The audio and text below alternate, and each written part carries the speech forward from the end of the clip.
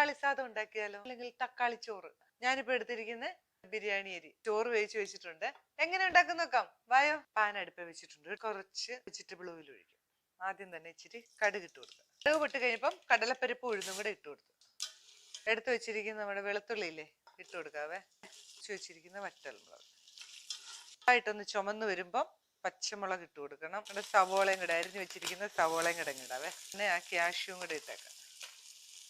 ഇനി ഇതെല്ലാം നന്നായിട്ടൊന്ന് വഴരട്ടെ. കുറച്ച് ഉപ്പിട്ട് കൊടുക്കണം കേട്ടോ. സവോളയൊക്കെ നന്നായിട്ട് വഴന്ന് വന്നിട്ടുണ്ട്. ഇനി നമ്മുടെ തക്കാളി ജ്യൂസാണ് ഒഴിക്കുന്നത്. ഇത് ഈ ജലാംശമൊക്കെ ഒന്ന് വറ്റി നന്നായിട്ട് വരട്ടെ. അതിനുശേഷം പൊടി ചേർത്ത് കൊടുക്കാവേ. പൊടികൾ ചേർത്ത് കൊടുക്കണേ. ഇതാ കുറച്ച് മുളക് പൊടി, 1/2 സ്പൂൺ മഞ്ഞൾപ്പൊടി, കായപ്പൊടിയാണ്. ചോറിനേക്കുള്ളതും കൂടെ ചേർത്തിട്ട് ഉപ്പിട്ട് കൊടുക്കണേ.